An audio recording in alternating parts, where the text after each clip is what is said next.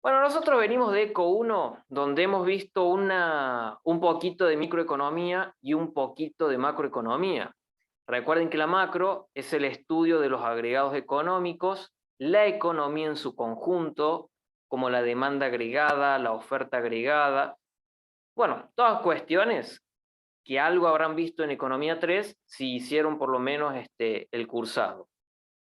Y la microeconomía sería estudiar los agentes económicos por separado, es decir, estudiar a los consumidores, a los demandantes, sería para llegar a la demanda del mercado, estudiar el comportamiento de las empresas, es decir, de qué depende la decisión de producción, cuándo maximizan beneficios, estudiar una industria, si analizamos el conjunto de productores, ver el mercado si estudiamos el conjunto de oferentes y demandantes, pero lo vemos todo por separado, ¿sí? Vemos lo que son los mercados competitivos, los no competitivos.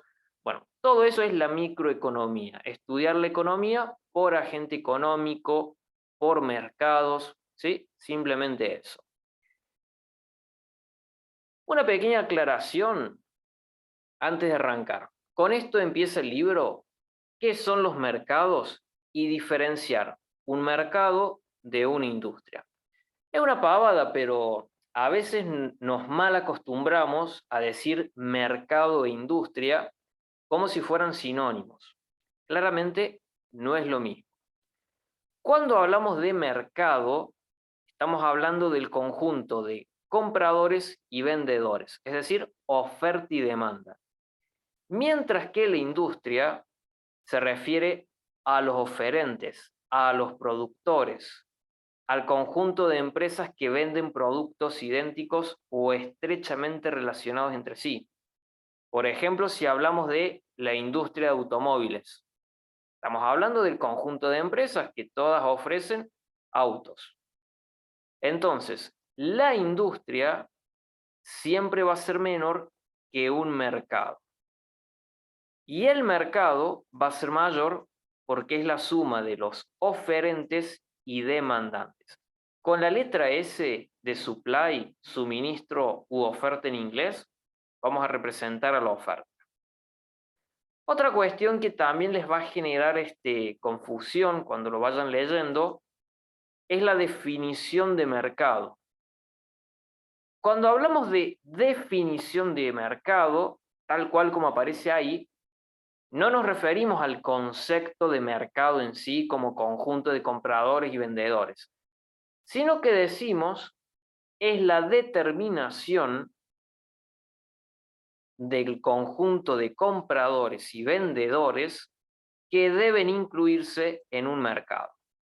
Eso es definir un mercado para la microeconomía. Entonces, para la microeconomía, definir un mercado es determinar compradores, vendedores y productos que se incluyen en un mercado particular, ¿sí? Eso les va a dar lugar a confusión porque si nosotros hablamos de definición de mercado, automáticamente vamos a decir esto, conjunto de compradores y vendedores, que es lo que nosotros conocemos como concepto. Pero para la microeconomía, definir un mercado es determinar lo que se incluye en ese mercado, ¿sí? Simplemente eso.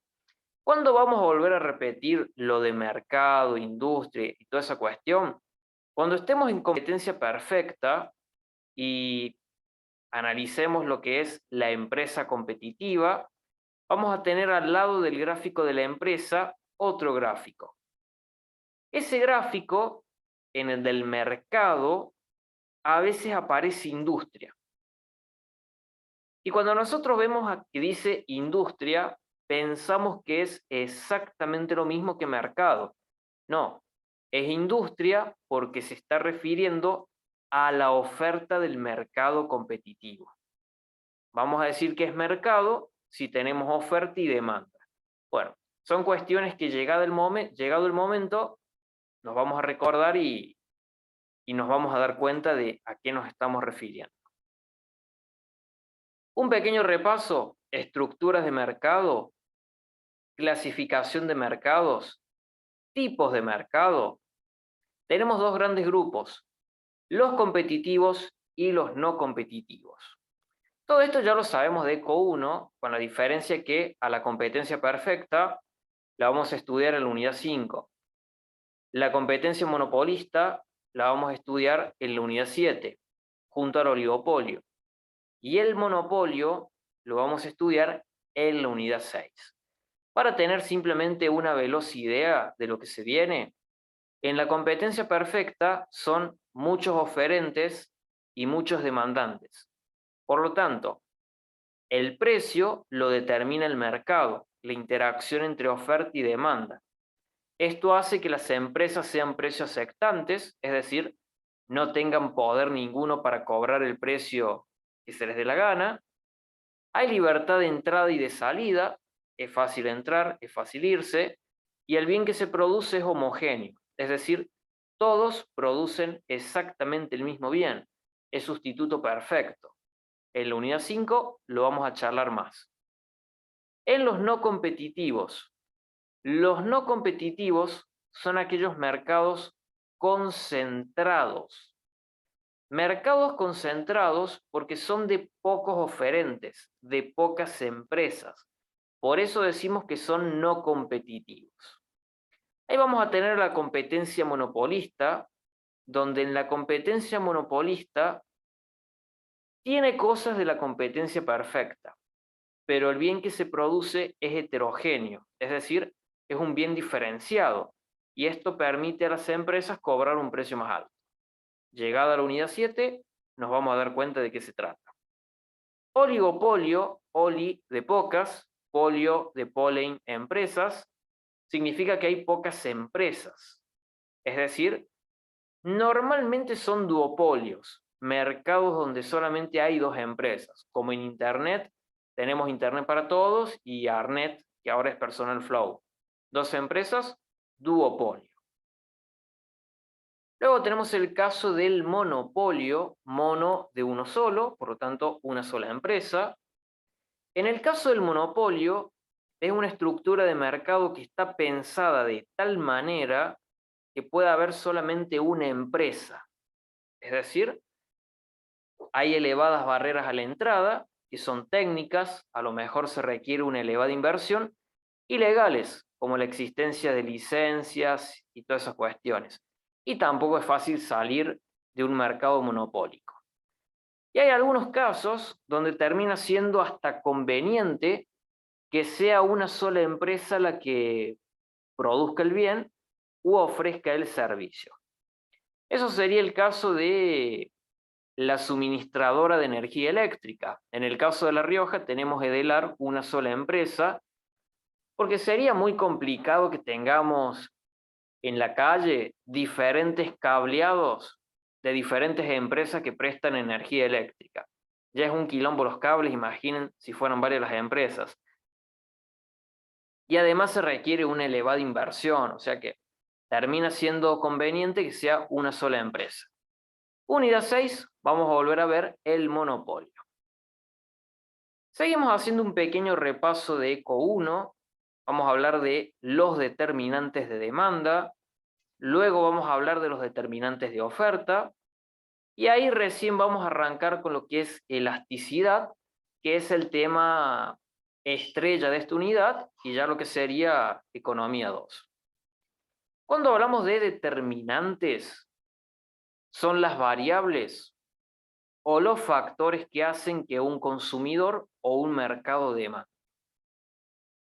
Los determinantes de demanda son el precio del bien que estamos analizando, bien principal o bien en cuestión, el precio de los bienes relacionados, como es el complementario, como es el sustituto. Recuerden que el complementario es aquel que se consume a la par, se complementa. El sustituto, aquel de características similares. El ingreso o la renta, los gustos o preferencias, el clima y las expectativas. Bueno, todo ello hacia la demanda. Una aclaración. Desde Economía 1 vamos diferenciando lo que es variable endógena de la variable exógena. Lo volvemos a repetir por las dudas, que en ECO 3 también seguramente lo habrán visto. Recuerden que la variable endógena o variable inducida, cualquiera de esos dos nombres está bien, son aquellas que se determinan dentro del modelo. Son aquellas que se determinan dentro del modelo. Y por lo contrario, vamos a tener las variables exógenas. Las variables exógenas o externas son aquellas que claramente se determinan fuera del modelo. Ellas que se determinan fuera del modelo. En el caso de un modelo de demanda, va a suceder lo mismo. Vamos a tener variables que se determinan dentro del modelo y variables que se determinan fuera del modelo. Dejamos esto a un costado y planteamos rápidamente un gráfico. Vamos a tener nuestro gráfico de demanda, precio en el eje de ordenadas, cantidad en el eje de abscisas, demanda con pendiente negativa. Recuerden que la demanda tiene pendiente negativa por la relación inversa entre precio y cantidad demandada. Siempre y cuando sea un bien ordinario. Ya vamos a llegar a esa parte. Pero los bienes ordinarios no son aquellos bienes, digámosle, de calidad inferior, sino que son bienes que están cumpliendo con un orden. ¿Cuál es ese orden? La ley de demanda. La relación inversa entre precio y cantidad demandada. Ya vamos a ver más adelante que los bienes ordinarios pueden ser normales, relación directa con el ingreso, o inferiores, relación negativa con el ingreso. Ya vamos a llegar a esa parte. En ese gráfico de demanda, nosotros lo único que tenemos acá es el precio y la cantidad. No tenemos nada más. No sabemos cuánto es el precio del complementario, no sabemos cuánto es el precio del sustituto, porque se determinan en sus respectivos mercados. No sabemos cuánto ganarán los consumidores de este mercado, sí. El ingreso se determina en el mercado de trabajo. Mucho menos sabemos los gustos, depende de cada persona. No sabemos si estarán en verano, si estarán en invierno, cómo será el clima, y no sabemos qué espera la gente, porque lo único que nosotros estamos viendo acá es precio y cantidad. Todo lo demás viene dado. Es un dato que nos va a dar el ejercicio, porque claramente se determinaron en otros mercados o aparecieron, llamémosle, por arte de magia. Por lo tanto, cantidad y precio van a ser variables endógenas determinadas dentro del modelo. Y por lo tanto, la variación del precio va a provocar o va a inducir una variación de cantidad demandada. Si nosotros inicialmente teníamos un precio igual a 10, a ese precio en el mercado se demandaban 100 unidades. El precio se abarata a 8 pesos por unidad, por lo tanto, a menor precio, lógicamente se va a demandar más. Se va a demandar ahora 150 unidades. Nótese cómo la variación del precio provocó una variación en cantidad demandada, es decir, un movimiento a lo largo de la curva de demanda, del punto A al punto B. Eso es fundamental. Siempre que tengamos cambios dentro del modelo, cambios inducidos, cambios endógenos, movimientos a lo largo de la curva. Esto ya lo sabemos de ECO 1, lo vamos a seguir trabajando en ECO 2 y en ECO 3 también se sigue viendo, porque siempre está el tema de las variables endógenas y exógenas, porque en economía un modelo siempre se va a estudiar, sea un modelo de mercado, un modelo de determinación de renta, o sea que esto nos va a servir siempre. Ahora bien, todas las demás variables determinantes o factores que hacen a la demanda, hemos dicho que se determinaron en otros mercados o simplemente aparecieron porque de algún lado salieron, pero se determinaron fuera del modelo, en definitiva. Todas estas variables van a ser exógenas, es decir, externas, vienen dadas. Por lo tanto, cualquier cambio o variación exógena va a provocar una variación de demanda. Cualquier cambio exógeno va a provocar una variación de demanda. Si trabajamos con el supuesto de que la demanda que nosotros estamos analizando se trata de un bien normal y los bienes normales tienen relación directa con la renta, si aumenta el ingreso, esto va a provocar que aumente la demanda. En aquel caso, la curva de demanda se va a desplazar hacia arriba y hacia la derecha, hacia D'. Variación de demanda. Noten que no es lo mismo variación en cantidad demandada que variación en demanda. Variación en cantidad demandada es por variación en precio, movimiento a lo largo de la curva. La variación de demanda es por variación exógena, sea porque cambiaron los precios de los bienes relacionados, cambió el ingreso del consumidor, cambiaron sus preferencias, hay algún cambio en el clima o en las expectativas. Y esto provoca desplazamientos en la curva de demanda.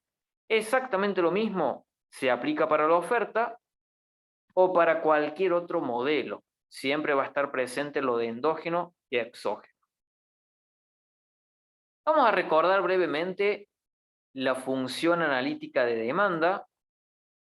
Siempre y cuando sea una función directa, recuerden que la función directa es cuando tenemos cantidad en función de precio. Es decir, cantidad demandada igual la ordenada, que es A, la pendiente, que es B.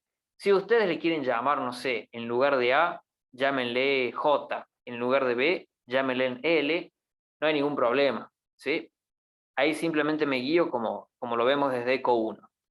Cantidad demandada igual A menos B por P, función directa de demanda. La cantidad está en función de precio. Recuerden que la letra A representa la ordenada y la letra B representa la pendiente. Aclaración.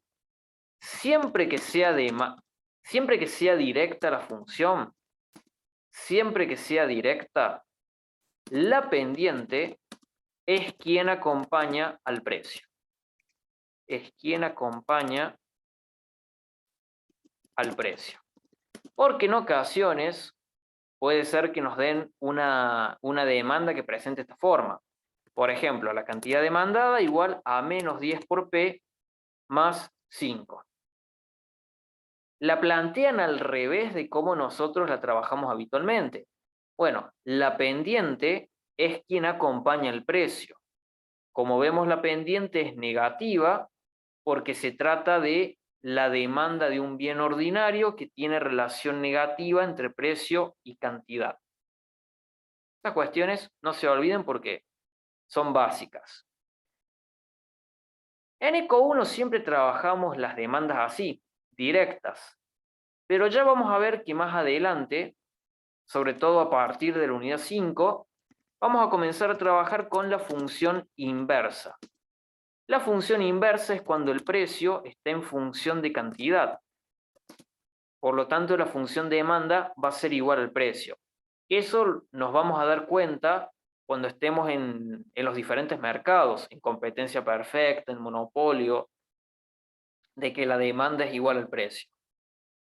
La función inversa tiene esta forma.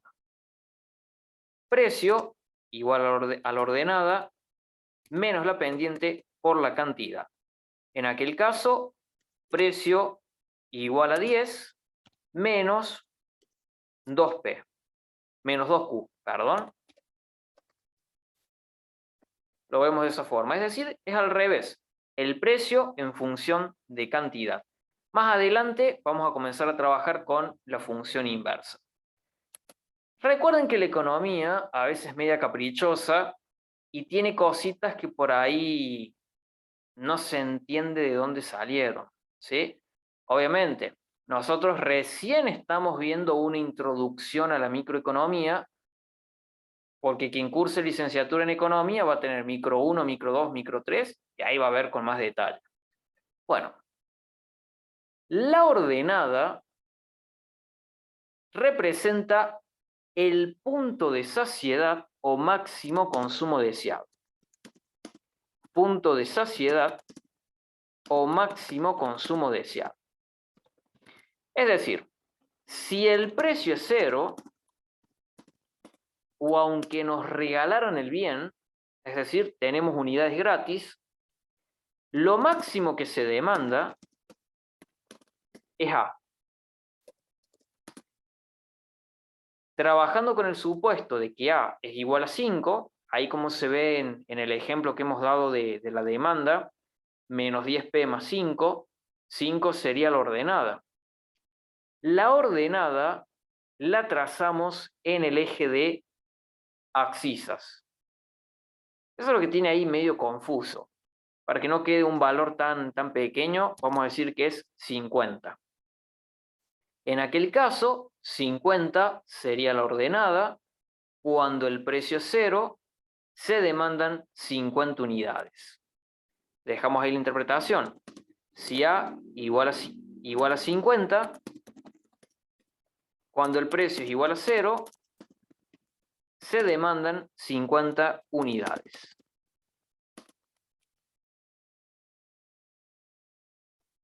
¿Qué vamos a marcar en el eje de ordenadas? Porque lógicamente la demanda con pendiente negativa se extiende desde el eje de ordenadas hasta el eje de abscisas. Bueno, el punto de corte en el eje de ordenadas va a recibir el nombre de precio de reserva. Eso es algo que cuando estamos en ECO 1 no lo vemos porque no tiene sentido. Recién lo vamos a trabajar nosotros a partir de la unidad 3, cuando veamos el excedente del consumidor, pero me adelanto yo y se los defino acá. De todos modos, después lo vamos a ver de nuevo. El precio de reserva es lo máximo que un consumidor barra mercado, está dispuesto a pagar por un bien. Lo máximo que un consumidor mercado está dispuesto a pagar por un bien. Además, es un precio tan alto, es un precio tan elevado, que hace que la cantidad demandada sea igual a 0. ¿Cómo se calcula ese precio de reserva? Ese precio de reserva es igual a ordenada sobre pendiente. Ya lo vamos a ver, ya lo vamos a repasar y ahí se va a entender bien. Bueno, dejamos ahí esto unos breves segundos, ya continuamos.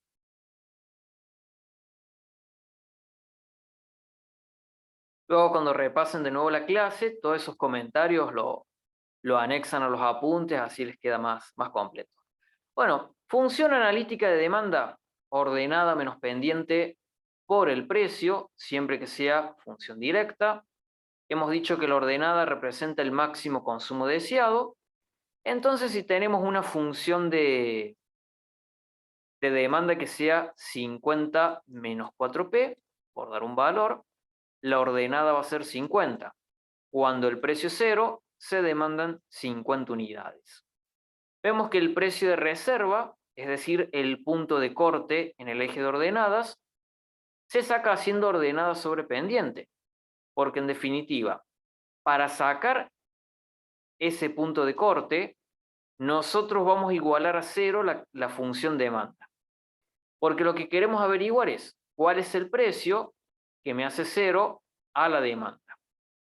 Entonces, 50 va a pasar para el otro lado con signo negativo, menos 50 igual a menos 4p, nos va a quedar menos 4, está multiplicando a p, va a pasar dividiendo, menos 50 dividido en menos 4 igual a P, menos con menos, si hace más, entonces nos va a quedar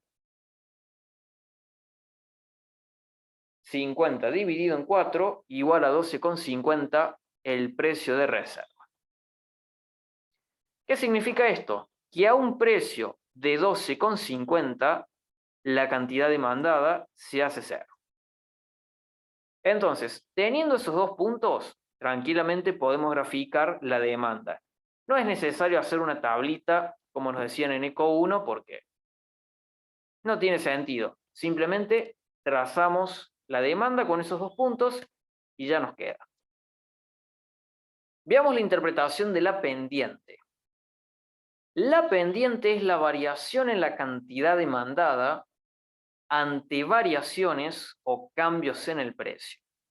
De ahora en adelante, nos vamos a tener que acostumbrar a ver formulitas que tienen esta forma.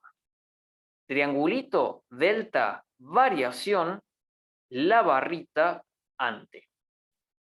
La pendiente representa en cuánto se modifica la cantidad demandada cuando tenemos cambios en el precio. El profe siempre todo lo expresa en términos porcentuales de una unidad. Por lo tanto, podríamos decir lo siguiente. La pendiente representa la variación porcentual de la cantidad demandada ante cambios en el precio del 1%. Trabajemos con el supuesto de que la pendiente es igual a menos 4 como está acá. Con una pendiente igual a menos 4, la interpretación sería la siguiente. Cuando el precio aumenta un 1%, la cantidad demandada cae un 4%. ¿De dónde sacamos esa conclusión? Si la pendiente es variación de cantidad demandada ante cambios en el precio, entonces la variación de la cantidad demandada va a ser igual a la variación del precio por el valor de la pendiente. Asimismo, lo podríamos, en lugar de decir en términos porcentuales, lo digamos en términos de unidades, ¿sí? Si la pendiente es igual a 4, significa lo siguiente. Si el precio aumenta un peso, si el precio aumenta un peso, la cantidad demandada cae en 4 unidades. O al revés, si el precio se abarata un peso, es decir, baja el precio un peso, dada la relación inversa, la cantidad demandada sube 4 unidades.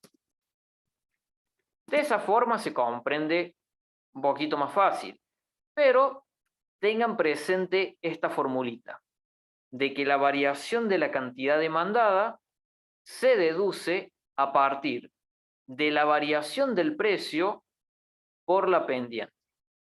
Sobre todo porque si es un examen múltiple choice, puede haber alguna pregunta similar, ¿sí?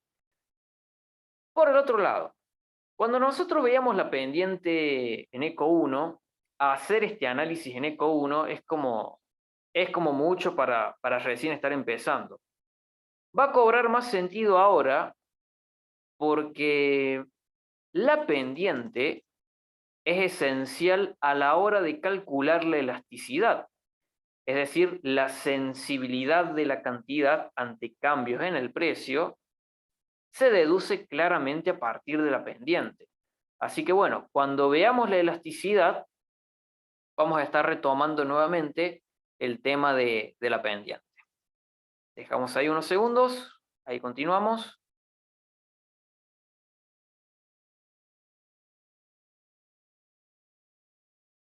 Repaso de la clasificación de los bienes. Con esto vamos a ir cerrando la primera parte de la clase. Como hemos mencionado, los bienes pueden ser ordinarios. También pueden ser Giffen. Los bienes Giffen es algo nuevo que vamos a estar revisando en la unidad número 3, que los bienes Giffen tienen la particularidad de que tienen relación directa entre precio y cantidad demandada.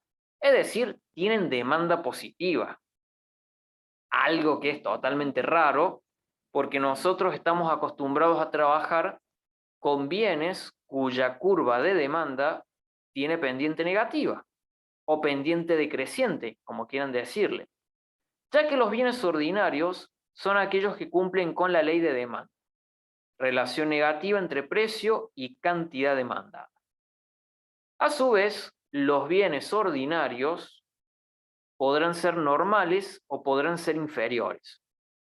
Cuando hablamos de bienes normal o bien inferior, es la clasificación de los bienes de acuerdo a su comportamiento con la renta, ya que los bienes normales presentan relación directa entre ingreso y demanda.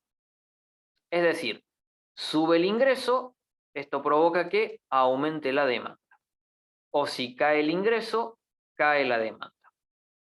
En cambio, los bienes inferiores son aquellos que presentan una relación negativa entre ingreso y demanda. Al contrario, en el caso de los bienes inferiores, si sube el ingreso, cae la demanda. Podríamos mencionar simplemente a modo de ejemplo, y para que se entienda, los bienes normales son aquellos bienes necesarios como los alimentos y la vestimenta, las marcas de primera calidad, los bienes de lujo, todo ellos son bienes normales. Mientras más ingresos se tiene, más se demanda de ellos. Y los bienes inferiores, bienes de calidad inferior, las segundas marcas, y a modo de ejemplo, un bien normal podría ser una gaseosa Coca-Cola. Mientras más ingresos se tiene, más se demanda de Coca-Cola.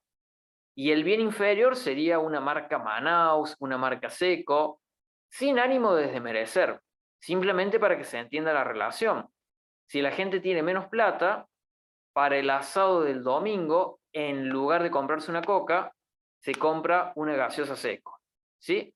Y lo mismo, el asado sería un bien normal y como bien inferior un pollo. Vemos que en las casas el fin de semana, cuando hay plata, se come asado. Y si no hay plata, se tira a la parrilla un pollo, ¿sí? Entonces vemos claramente que el bien normal, mientras más ingreso hay, más se demanda de él. Y el bien inferior, relación negativa.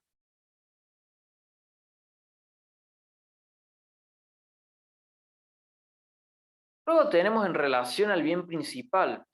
Cuando hablamos de un bien principal, va a tener bienes relacionados. El complementario, que se consume a la par, se complementa. Y el sustituto, a aquel de características similares y por lo tanto lo podemos sustituir. Ejemplo de complementario, el más fácil, el Fernet con la Coca. Son bienes que necesariamente se consumen a la par. Y nos damos cuenta de ello porque hay una relación negativa entre el precio del complementario y la demanda del principal. Es decir, si la Coca-Cola, siendo bien complementario, sube su precio, va a caer la demanda de Fernet.